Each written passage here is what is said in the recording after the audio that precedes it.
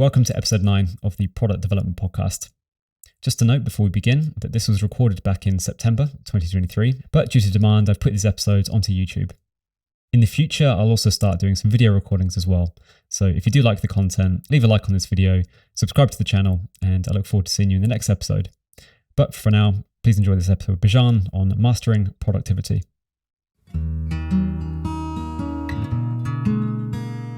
Welcome to the Product Development Podcast.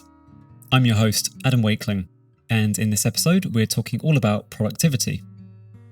The rise of generative AI has cast a new light on the ways that businesses, teams, and individuals approach their workflows. Whether it's creating a sample list of customer interview questions, generating example user personas, suggesting a recommended reading list for a particular topic, or asking the agent to explain something complex in simple words, the way we're working is changing. But productivity is not just about ways of optimizing workflows. The concept is also deeply rooted in our personal lives, and optimizing productivity there will inevitably lead to more productivity in a business setting. Bijan Shahrokhi, my guest today, is passionate about the topic of productivity, and even launched a new business around it called Monkey.ai. He is also the founder of productmanagementexercises.com, which provides product manager interview prep and other resources from PM experts with a community of over 100,000 members. In this episode, we discussed how people can manage their time more effectively, concentrate better, as well as the right way to approach prioritization. If you find value in the conversation today, feel free to follow the podcast and leave a review. Engagement is really appreciated and helps grow the podcast into the future. But without further ado, here is my conversation with Bijan. Well, Bijan, many thanks for joining the podcast. I really appreciate you joining us. Thank you for having me. Yeah, in terms of the discussion today, I thought it would be quite good if we could break it into around two or three parts. So what I'd like to start with discussing is around general productivity and lessons that anyone can implement into their lives. From there, I think maybe we can talk a bit about your own journey in product management and things a bit more specific to the product manager role in particular.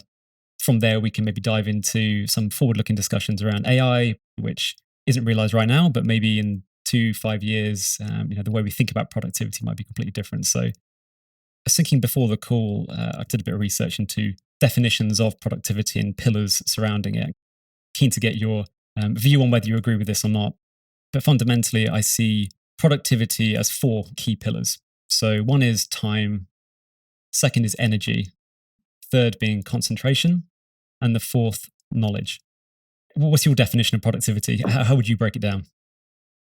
To me, productivity means, in very simple terms, ROI on time.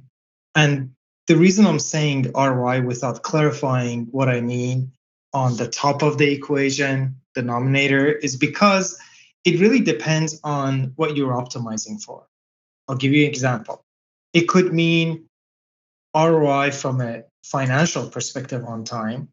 It could mean ROI in terms of value created for the world. It could mean ROI in terms of my value generated for the company that I'm working for, or the value that I'm gaining or respect that I'm gaining among my peers in a company. So I think the first thing that we kind of have to do is take a step back and say, what is our objective, or what is the thing that we're trying to kind of optimize for? Is it financial success? Is it career growth? Whatever it is, then from that point on, you could say, okay, this is what productivity means for me. And as a result of that, I have to consider using these tools or these be connected to this network of peers that make me more productive. So I think that's my view on productivity. And I think from there, we can kind of talk about what do I think maybe could be a good set of priorities in terms of productivity, like what could be on top of the equation, like what should be the denominator, and how do we determine whether or not we're being productive, and how do we make ourselves more productive? So breaking those down then, if you were, let's say, having financial goals as the objective, where do you start? Very good question. And it kind of goes back to now saying, okay, what's my financial goal? Is it for me to get an immediate return, meaning that I want to, let's say, go get a higher paying job that gives me more cash every month? Or do I want to reach a point where I'm financially free and I'm very wealthy, in which case maybe I need to sacrifice in the short term and go for a lower income from a cash perspective, but in return, make an investment that generates more return in the long run. So I think this is why it's kind of important for us to first say, what are we being productive for? And it's really, I think, an important question to ask ourselves, because we do see a lot of people that are constantly busy, but they're running around and it seems like they're not making a lot of progress, at least in their own eyes. And in many cases, it's because maybe they don't have a specific North Star goal that they're aiming towards. And I think in the case of financial finance that we're discussing here, it should be the same thing. We need to think about what is our North Star goal that we want to be productive for. And I think we could potentially, let's say that we're the kind of person that's willing to think long term, is willing to go through short term suffering for, let's say, a long term financial success. And in that case, now productivity all of a sudden takes a different set of definition, and it potentially makes you think of different set of activities. Maybe spending significant amount of dollars out of your pocket to gain knowledge from somebody who's an expert in a particular field that allows you to maybe break into the industry, or to get into a network of people that will give you valuable information or valuable insight in a particular industry, all of a sudden becomes a productive activity, because maybe for those few $100s an hour, you're gaining so much value in the long run that it justifies it. And all of a sudden, from that lens, when you think about it, it makes sense. It reminds me a bit of the one step backwards, two step forwards. It's that kind of thing, a little bit that mentality. And GPS as a kind of example where sometimes Google tells you turn around, that's the quickest way forward. Actually, that's the most optimal, that's the most productive. It's an interesting analogy. I would also say maybe thinking about like the mapping and the concept of kind of like finding your direction. I can also give you an example that's a little bit opposite to yours, but I think it's worth kind of paying attention to. And the example would be if you know the peak of the mountain that you're aiming for, and you can see it from a far distance. When you arrive at an intersection, all you have to do, if you don't have a lot of information, is take the direction, take the turn that'll get you closer to the peak of the mountain. Because you know that there's a likelihood that it's the right path, and if it is, you're going to get closer. If it's not, you can come back and then take another path. But I think what's interesting in both cases of both mapping and also you not even knowing what is the right path, but being able to see where you're going, is that you're able to find your way eventually because you know where you're going. Can you give an example of a concrete real world thing that is a good metaphor for? Sure. I think you see that a lot in the world of emerging tech, because there are a lot of unknowns that make you feel very uncomfortable, especially when you're trying to learn more about the industry and to decide if you want to break into the space. So there are a couple of ways you can approach this. One way is spend all your time every day trying to study the industry. And because the industry hasn't evolved yet, nobody really knows how things are going to develop. You're always sitting on the sidelines and you never actually get a chance to play. Another way to approach it is to just jump right in and build a product maybe on your own time and take the first chance that you get to enter the industry, because you know that that's going to get you one step closer to being a more influential person in an emerging technology. So I think this is a really good example of how you can kind of feel a little bit liberated when you think about it that way, and you kind of say, okay, I know this industry or this field is very attractive, but I don't necessarily know what's the right opportunity for me. I know that this turn will probably get me closer to it. And if it doesn't, I'm going to take a step back and then go further and then find the next turn that gets me closer to my destination. So after you have identified which objective you want to meet in terms of your productivity, reason why you want to be productive, what's the next step? So I think the next thing that you have to do, this is like where the concept of time comes in, right? And time is, I think, the most scarce thing that exists in the world. That's the one thing that we cannot buy. All the other things we can somehow find a way to obtain them, whether it's like energy that you highlighted, concentration, and knowledge. But what's important for us to kind of think about is, out of all the things that we can do every day, what are the very few things that we could do that will get us closer to the objective that we have defined for ourselves? And I think it's important for us to kind of pay attention to the kind of the self aspect of it, because when we're part of a team, when we're part of a bigger project, in our social life, everybody will have some sort of a perception on what your objective or what your priorities should be. But at the end of the day, even when you think about you being effective in your work, you know better, or at least you should know better than others, what your objective should be, which will help you decide, out of all the things that you can do every day, which are the few things that you're going to focus on to achieve those objectives as quickly as possible. And this is where the concept of time comes in, and you having the ability to kind of be very selective, evaluating all the different options and then saying, okay, these are the 2 or 3 things that I'm going to do because they're going to make me the most productive in achieving my goal. It's a bit like the Pareto principle, I guess, doing that 20% of the key things that are going to give that 80% of the outcome in particular. Yeah, and in reality, it's kind of hard to do that, because even though we want to, there's always this like kind of push and pull that constantly pulls you in so many different directions. Sometimes it's family, sometimes it's work, sometimes it's other things.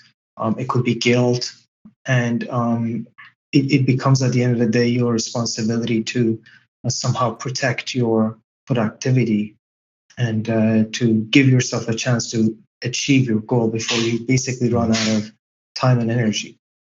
Obviously, prioritization is a big part of product managers' world, but speaking a bit more generally still, knowing which things to do in that 20%, maybe you can speak to that a little bit in terms of prioritization and ways to think about that more generally.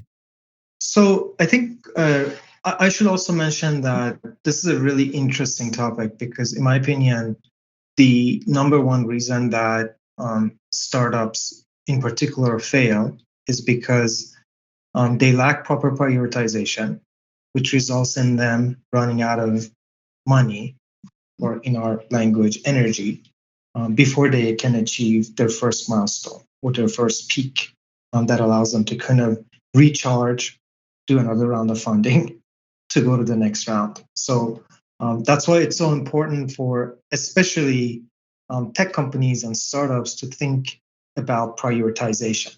That's what allows them to actually achieve and arrive at their destination. So you have to be very selective. The first thing you got to know is to be super clear on what your objective is and where you're trying to go. And one of the tactics that I've seen it being very helpful, and some companies like Amazon really embrace that, is by writing. Because once you start writing what your objectives are, you kind of have to work through a lot of ambiguity, and you have to be super clear on the terminologies and the wording that you're going to be using to define what the success criteria looks like for that destination. Once you're super clear on what your objective is, or like where you're trying to go, then out of everything that you have to do, you have to evaluate them from that lens, right? And there are a couple of things that you kind of have to think about as your evaluation criteria. One, for example, would be implementation effort, right?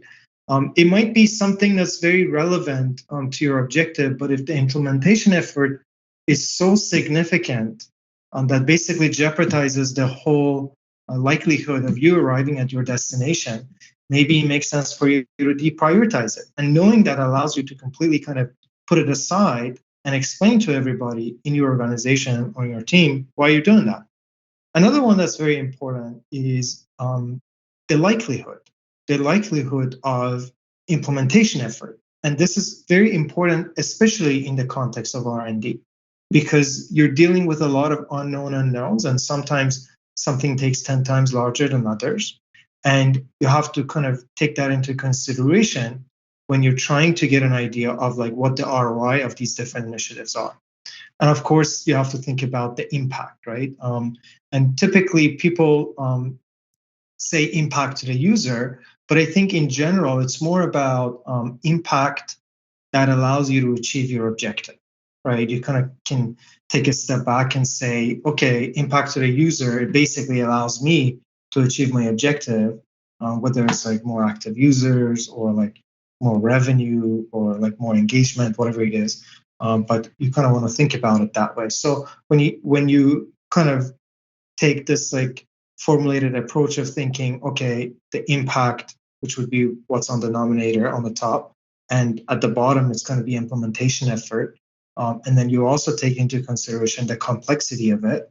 That allows you to kind of think about, okay, here's the potential score or the ratio that I'm going to get from an ROI perspective if I prioritize this. And then you kind of have to compare all of them against the other. And this is where the job of a product manager becomes very important, because you have to spend a lot of time with the rest of the team to make sure that you as the oracle in the team have a really an accurate understanding of these complexities. For example, is the implementation effort clear to be very hard or very easy, right? Like if somebody in the team thinks it's hard, you need to understand why and make sure that everybody comes to an agreement, right? And this sometimes ends up taking a lot of time because one person maybe has expertise in one area that makes them realize it's much harder than others. And you kind of have to spend time to speak through that and realize if their concern is valid or not. And then throughout that process, what will happen is the set of activities or the set of priorities that give you the highest ROI for you to achieve your objective as fast as possible kind of emerge. And some of them are pretty obvious, they don't need much of a discussion. Some of the other ones require you to spend a lot of time with the rest of the team to kind of clarify and get on the same page. And then once you have that, then you can kind of be super clear as a team. This is our objective and this is what we're going to focus on. And these are all the things that we're not going to do. This seems obviously very appropriate at the team and the business level. At the individual level, is this still applicable? I think we have to, because like I said, there's so many things that we can do every day as PMs that if we're not protective of our time, even during our alone time, our time will be occupied pretty quickly and we're going to miss out on some of the big actions. And I think one phrase that I heard once, which I thought was very interesting, a bad product manager is the one that tries to please everybody. And a great product manager is the one that's kind of taking the harder path of sticking to what they think is the right set of priorities for good reasons and trying to communicate that and get buy-in across the organization. And this also applies, I think, on day-to-day when you're kind of spending time on your side, deciding what you're going to focus on, user research, writing documentations, user testing, meetings, and all these other things, right? You kind of have to know what your priorities are to be effective. And I think you kind of have to have that like in your brain ingrained, and then use some tactics on a day-to-day basis that allow you to kind of turn that into a formula that keeps you productive all the time. And, I have like some of those tactics that I've kind of developed over the years that I've found to be very, very helpful in keeping me in the right path. But that's how I think about it. Well, maybe we can dig into some of those tactics then. In terms of how you structure those tactics, do they align to that time, energy, concentration, knowledge pillars, or are they kind of separate from that? Do you think in those terms or not? Interesting you say that, because the first thing that I do every morning is to spend 30 minutes to an hour reading. And I think it's very important for us to do that because it's the long-term investment that I'm making, right? It doesn't give me immediate ROI, but I know that in the long run gives a high ROI. And I do it in the morning because I know the importance of it. So I think this is a good example of kind of knowing what your objective is. And once you know that, sometimes things that don't seem to be very obvious end up taking higher priority. But the way I kind of think about it, maybe I can kind of quickly talk to you on how like I stay productive on a day-to-day basis. Is there's all kinds of things that we can do all day, right? I kind of break them down into three categories at a very high level, right? And the three categories are what needs to be done in the morning, what needs to be done in the afternoon, and what needs to be done in general, right? And what needs to be done in the morning are things that give me the highest ROI in the long run. So I'm always prioritizing long term. And things that basically I need to do, these are hard, they're not necessarily so much fun, they're kind of boring. And it's easier to do them in the morning than in the afternoon or any other time. The stuff that I put in the afternoon are things that still give me a good ROI, but it's not the end of the world if they don't get done on that day. And you can basically do them, maybe tomorrow in case things in the morning take too long. And the stuff in general category are things that I have to do them at some point. So it doesn't have to be right away. It could be like 1 week from now. I actually came up with it as a variation of what I learned in a book called The 5 a.m. Club, a book that talks about why you have to wake up very early in the morning to be a lot more productive. I thought it was very effective in helping me become more productive. So this framing of it, of like kind of knowing what's in the morning, what's in the afternoon, and what's basically what needs to be done anytime, allows me to kind of think about what my priorities are on a daily basis. But then the next thing that I do is that while thinking about my priorities, I plan my day ahead of time. And the reason it's very important to plan your day on an hour by hour basis ahead of time is because it ensures that you don't end up spending too much time on one particular task that could have been done maybe in a shorter period of time. So that's kind of how I manage the duration. I force myself to try to be also very productive with my time because I know I have finite time for getting something done. And then I just like kind of work through the tasks throughout the day. And every day I revisit my list of priorities. And then from there, I create my schedule for the next day. So I know in the 5 a.m. club, I think it's the concept of 20-20-20, which is that wake up at 5 o'clock. The first 20 minutes is that intense exercise, right? I think it's, just get your body moving, get your heart rate up, start the day that way. And then the next 20 minutes is the planning and sort of reflection, visualizing the day. And then that third piece is the growth, the education. I'm not sure about the exercise, if that's fair to say, if you are or not, but it sounds like a kind of variation of that. Yeah, so I actually do the exercise first thing in the morning as well. So now I'm at 6 a.m. in the morning. I'm still right? trying to get it to 5, and it's typically hard in the context of, then you have to pretty much go to bed at 9 o'clock, which is a little bit hard. But that's the direction that I'm going for. But yes, I personally like to spend more than 20 minutes on exercise and 20 minutes on reading. So yes, I do have a variation of it. I thought the 5 a.m. club approach was a little bit too strict, and you kind of have to go from one task to the next one like really quickly, and you don't really get to enjoy the day as well. So I've modified it a little bit, but the fundamentals are the same. Like you gotta start first thing in the morning with exercising, and then give some time to reflect. And after that, spend some time to read, and then get your day started. I think particularly if you're in a relationship and your partner is not also adhering to the 5 a.m. club, it's probably problematic there too. Right. Yeah. That's hard because you got to convince now another person to also be willing to go to bed early and wake up early. Yeah, I think the principles are sound. I'm not completely sold on the need to wake up at 5 o'clock in the morning to do that personally. I think you can wake up later, still do that kind of structure and be very productive. Some other tactics from my side, keen to get your thoughts and add any additional ones. But I think time blocking, it works really well for me. So going to my calendar each week at the start and saying, right, I know I need to do these tasks. I'm just going to send myself an appointment invite, just me in Outlook, taking that time so people can't overbook you, double book you, etc. I think that's a really good thing to do. And I have seen also others do, there's a function in Outlook which allows you to only send and receive emails every hour, or you can choose your frequency. But if you're able to do that and you don't have to be on call, that's quite a good way to keep that concentration pillar going as well. Anything else on maybe the time side that you can offer into that as well? Yeah, so I think one thing that I also like is to pick the three big things that you want to get done during your week ahead of time. This I thought was a pretty good way of you being focused also throughout the week, and like you basically having another kind of mini milestone before you start the week. Because there's so much planning at the end of the day.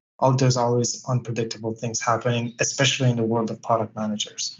So I find that to be very helpful. And another thing that I found very helpful is to really leveraging tools that are out there as much as possible to make yourself more productive. So the combination of these two, I feel that give you some additional edge. And sometimes when you're in a large organization, there's like a bit of a pushback on adopting new technology and becoming more productive because there's always concern with privacy.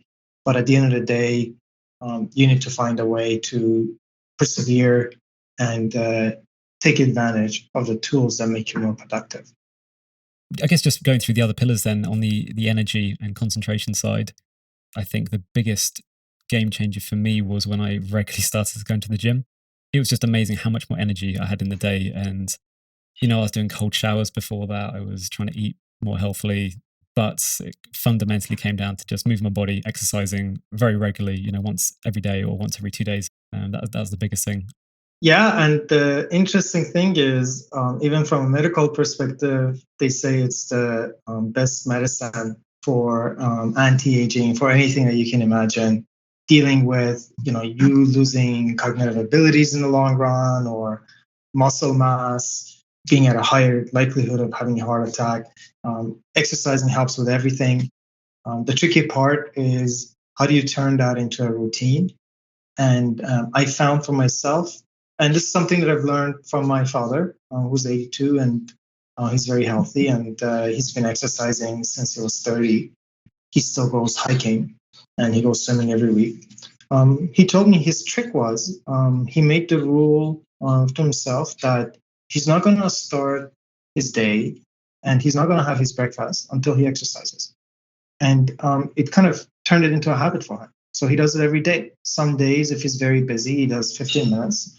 In other days, he will spend an hour and an hour and a half. And it's been a very effective way for him to kind of maintain his health. I think that's kind of something for us to keep in mind because we're very busy. And I think I saw like one clip a long time ago from Arnold Schwarzenegger, and like he had like this really short clip. He's like, people keep saying, I don't have time for the gym. I don't have time for exercising. Like, look, if the president of the United States has time to go to the gym, you have to have time to go to the gym. So I thought it was a very interesting kind of way of looking at it. It's just like a matter of priorities. And like, depending on what your goals are, if your goal is to be healthy in the long run, if your goal is to be able to be productive throughout the day, right? Exercising seems to be one of those things that really delivers that. So how do you turn something that's not necessarily as much fun into a daily activity? You gotta kind of add it into some sort of a routine that kind of stops your day if you don't complete that one task. And that's like kind of what my father has been telling me to do, and I've started following it, which is like do it first thing in the morning before you even have breakfast. I think that's something else in the 5 a.m. club, Robin Sharma, I think the name is, touches upon, which is that I think 66 days, right, is the key in terms of the length of time it takes to start something new, which is maybe breaking from a routine and habit you have. That neuroplasticity has taken effect. Probably the same with the gym. Once you've done it for a month or two, it is absolutely just part of your life. We're creatures of habit, and the more we do it, the easier it gets. So on the concentration side, apart from black coffee and energy drinks, other concentration through the day, what sort of tactics do you look at? I think one thing that's really helpful is like really knowing your priorities, honestly. I think that's the number one thing because that allows you to kind of like concentrate.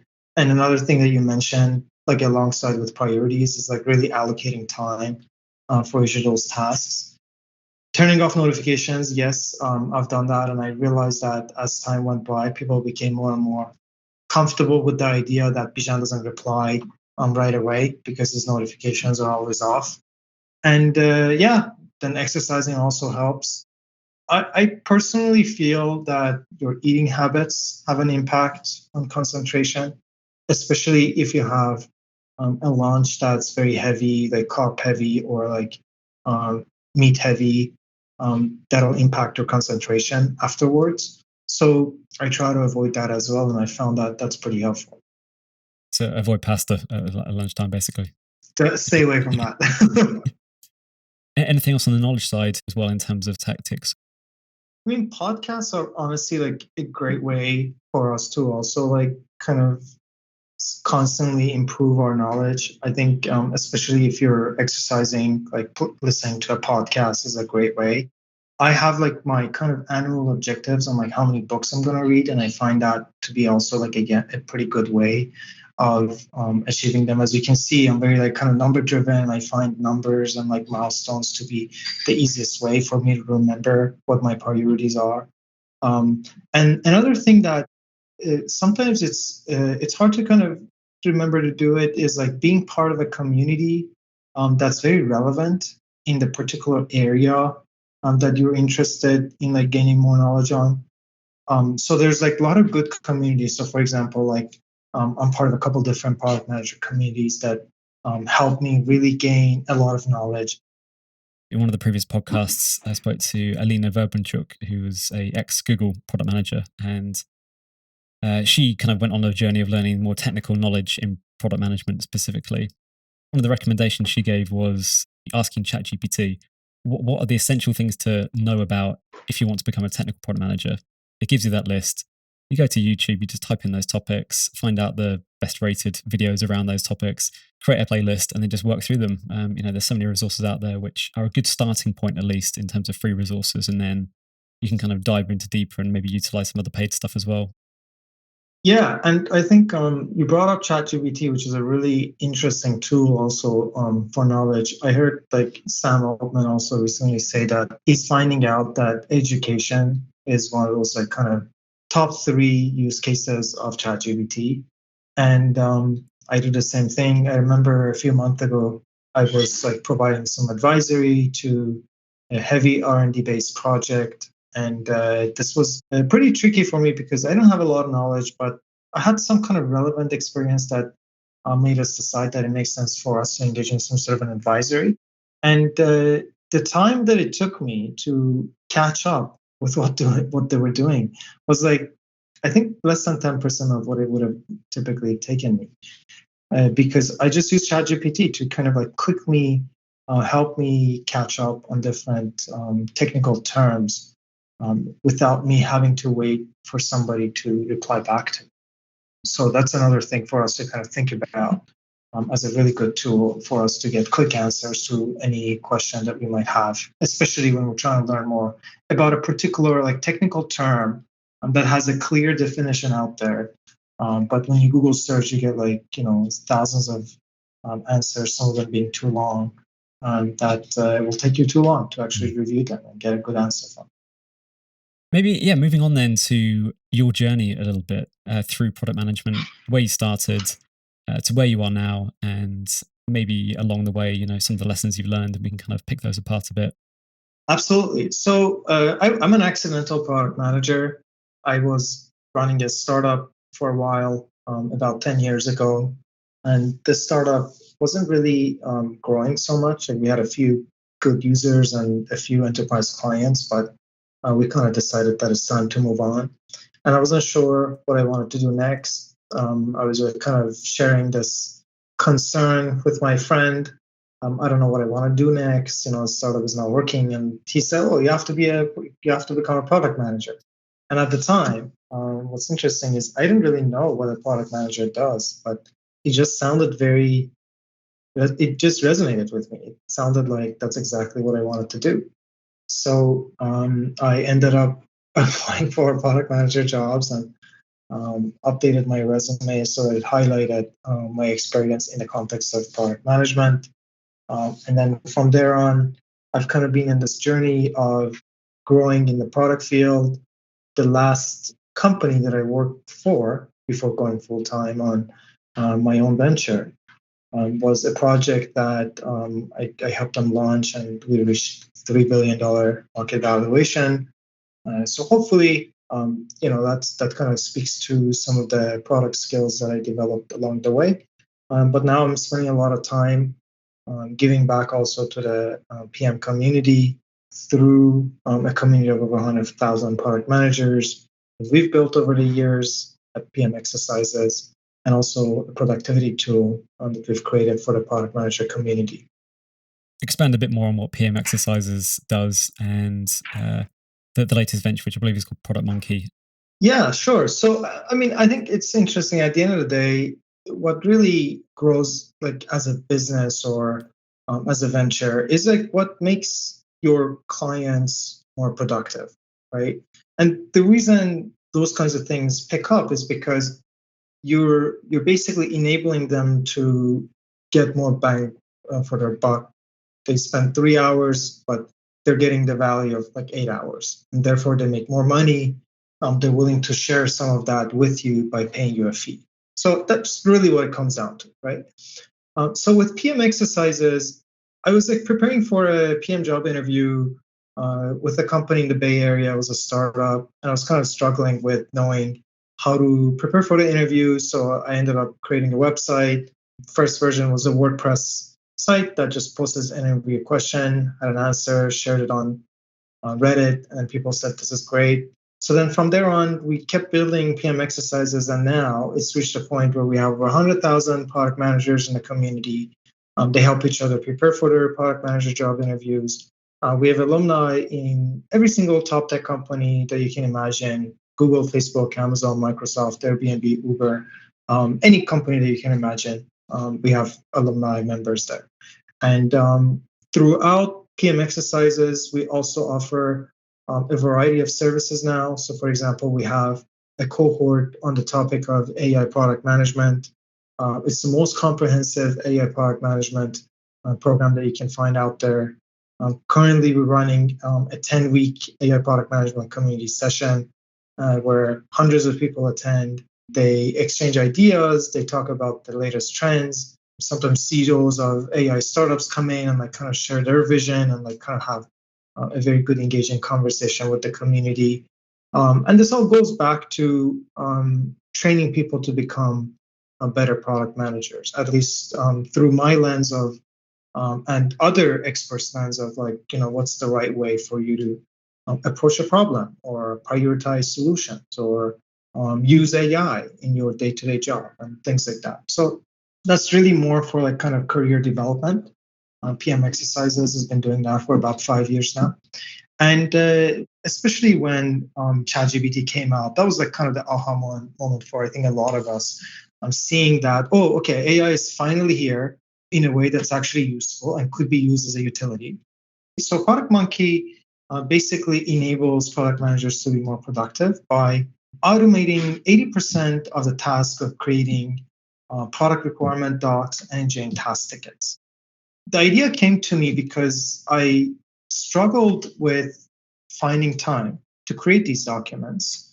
I was a pretty busy product manager in all my previous roles. And at the same time, I saw firsthand that a lot of the struggling teams, especially in tech startups, were companies that lacked clarity on what needs to be prioritized and what should not be prioritized. And this ended up creating the situation where the engineering team spent all their time constantly building, improving, adding one more feature, doing scope creeping, to the point where they pretty much like run out of cash. before they could actually get some sort of attraction and like hit any milestone. So this was something that I felt will, if we can address it as an industry, it will bring significant value to the ecosystem of technology startups and larger companies also. Like we have clients now from even much larger companies. So we started Product Monkey with that vision. Like the idea is you pretty much like with a couple clicks, you can even submit just like your Figma link, or you can upload a couple JPEG files. And we extract all the images from those links or the images. We extract all the context from them. We ask you a couple questions to better understand what part of this set of images you want us to focus on. And then we create detailed tickets and product requirement docs that you can also easily manipulate to turn them into what's ideal for you. So in fact, you can like with a click, delete a particular line, or you can regenerate a ticket by providing some additional guidance to the AI. Or you can share it with other team members so they can give you more feedback, or you can save them so you can come back to them. So my goal with Product Monkey AI is to basically bring as much clarity as possible to the scope of a project without penalizing the product managers for doing that. This also makes me think of, on one hand, you have this really saving people's time and, laborious activity, writing tickets, developing PRDs, this sort of thing, which is obviously extremely important and an essential part of typical product development in companies. But it creates a tension, which I'm keen to pick a bit and get your thoughts on, which is if I take the view of, let's say, mainstream media, they would view it as AI is taking our jobs. On the other hand, you've got, well, it's going to be a lot more productive to do this. I can do more things with my time or that sort of thing. So what are your thoughts on that tension between productivity and, I suppose, redundancy? Those of us who won't leverage new productivity tools will become redundant. And that's because the value that employers will get from our time will be significantly less than those that embrace productivity tools. And I think you can already see signs of it. Like if you are currently like a hiring manager for a engineering role, like a software engineer who's writing code, if that individual doesn't use any tools like GitHub Copilot, and they're literally they're writing every single line of code by themselves, that the number of lines of code that they can get per hour is much less than somebody who embraces AI tools. They're still hiring software engineers. They're just hiring more productive software engineers. So I think that's what's going to happen. We as humans have never, after solving like a really, really big problem, like let's say food through agriculture, right? If revolution, or like, industrial revolution. We never said, okay, great, everything is done. Now we're going to go home and sit and do nothing. All we have done is we've said, okay, great, this problem is solved. Now, because we solved this problem, we can do 10 other things which have their own set of challenges that we need to go and address. And I think a good example that I can kind of think about is like today, we're all struggling with just like kind of getting our foot into the Mars, right? But like once you solve that one problem of us getting to Mars, then you have 1,000 other problems to solve, right? How do you live there? Like how do you keep it warm? Like maybe back and forth, the resources, all kinds of stuff, right? So that's how I think about it. I think there are unlimited number of problems for us to solve because we as humans are constantly trying to get better, improve our quality of life. And the only way that we can survive is by embracing these tools so that we stay relevant. People are a bit concerned about privacy and security of data and that sort of thing. So maybe you can touch upon what you're doing specifically around that security of the data that you're receiving from people in that sense, and any other thoughts around just that privacy and security aspect of generative AI. Some of the concern is valid and some of them is not. I think one way to kind of think about AI tools and AI models is how we trust cloud computing services today without thinking, oh, like if I upload my file into Amazon, they're going to go and sell my file to my competitors, right? So that's kind of one way to think about it. But for example, in the context of Product Monkey AI, right? What sort of images can you upload that would allow me to go and monetize it by selling it to your competitors? Like most of the images are, well, pretty much all of them are UI related images, like you improving an existing user flow. I mean, those things are not like so hard for a competitor to think about on their own, right?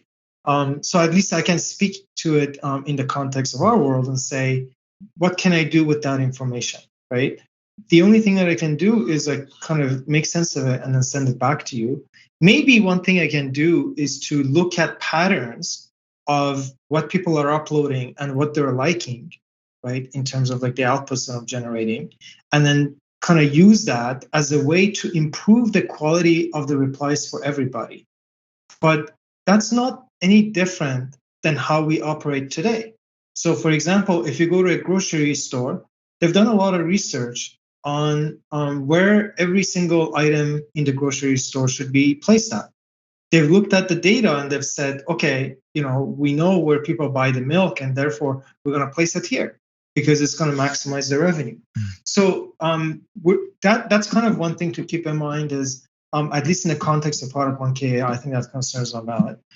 There is this concern in the world of especially R&D, where there's a kind of deep, like highly technical concepts and that you've come up with, that you've discovered, that you're worried if I provide it as input to an AI and it could be used for training purposes, then that knowledge is kind of democratized and shared with everybody. Then I think your concerns in that case should be handled through the typical channels that have been handled in the past. For example, if you have that kind of information, you don't make it easily available on the web because the scraping websites would take that information, publish it everywhere, right? Before you upload it anywhere, your security team looks at whether or not the terms and conditions on that website and the reputation of that company and their procedures are following the right practices to protect your IP. So I think we can actually apply a lot of the kind of IP principles that we have today to address the privacy concerns that exist for the world of AI, at least based on what's been developed so far. Maybe a few years from now, we'll live in a world where an AI agent is intelligent enough that could be instructed to go and like steal information from this particular entity, which is kind of a very hypothetical situation. I don't even know when we're going to be there. So I think it's kind of hard to think about that scenario, but more about you providing some IP to an AI to get some reply. Is there concern? Well, you got to think two things. One, what can they do with that information? How can they sell it to others? Is it just like kind of selling the raw information to others, right? Is there value in that? And then two, if you're concerned about it being used as part of a training model, right? Have you gone through the rigorous process of like reviewing the vendor to make sure that you can trust them with your sensitive data? So I guess other AI tools, obviously Product Monkey is one, which sounds great in terms of saving time in PRDs and user story writing. But any other products that you're not necessarily involved with, but you use on a day-to-day basis that you could recommend? So I think there are a few tools that are emerging for note taking in meetings that I find them to be very helpful, especially for us as product managers, where typically we're running a meeting and we're supposed to kind of take note. I think that's a very good tool. That's one thing that I really like. For day to day, to be honest, personally, I like Bing Chat more than ChatGPT. I find it to be more relevant, especially because it takes kind of the latest context into consideration. It's kind of a combination of like a search of real-time data plus ChatGPT. Other than that, like in terms of like something that kind of turns into routine, I think not for myself, but I know a lot of engineers that are heavily relying on AI first IDEs that basically have like deeply and integrated ChatGPT into an IDE environment where they're writing code. I think one of them that we're using and we're finding it very interesting is called Cursor. And you're going to see more and more of those kinds of tools. So that's very exciting. Any particular books that you'd recommend? It doesn't have to be product management specifically, but anything else beyond, obviously, the 5 a.m. club we talked about? Yeah, there's one book that I've really liked. I think it's not necessarily so much about productivity, but I think it actually you can think about it in a way and say it is, because it actually tells you what you need to focus on, right? What sort of problems you need to address. The book Mom's Test talks about how you identify the right problems as a product manager to focus on. And it's more about, instead of trying to discover your user's wish list, try to really deeply understand their behavior and their interactions with your product or a competing product. And then throughout that kind of observation of their understanding, you'll be able to discover events that represent painful experiences. And then you can go and address those painful experiences with technology and basically create a product that your customers love. Any final thoughts that you would like to leave people with? Maybe 3 to 5 things that, if they're going to take away anything from this podcast, you'd really like them to really, sink into their heads. Sure. So I think the one thing that I will say first is AI is where we're going to see the biggest jump in productivity over the next few years. So embrace that. 2, in my opinion, waking up early in the morning, that's very helpful. At least I've experienced it in both ways. Waking up late, waking up early, I've seen it's more productive. 3, having a schedule ahead of time on what you're going to get done on a day allows you to manage how much time you spend on things. 4, think about the power of community and network as a way to stay more productive and gaining access to very important information, whether it's trends or insight that help you become more productive. Those are the 4 that I would say are very important. Great. The only other one I would add to that maybe is having your mobile phone in a different room than you're in. I think that's quite a good one as well. Yeah. That's a good one.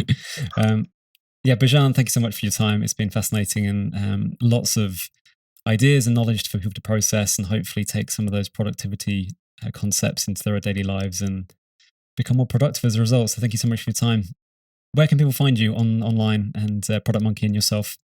Yeah, you can find me on Twitter. My handle is Bijan_SHA. So S as Sam, H as in Henry, A as in Apple. So just follow me there. And you can also join our community at productmanagementexercises.com. We do have a free community package that still gives you access to 80% of things that we do, and you're going to find a lot of value in it. Great. Well, thanks again, and speak soon. All right. Thank you so much for having me. Thank you. You've been listening to the Product Development Podcast. If you enjoyed this episode, please make sure to follow on your preferred podcast platform and leave a review. It's really appreciated and helps grow the podcast into the future. And I'll see you in the next episode.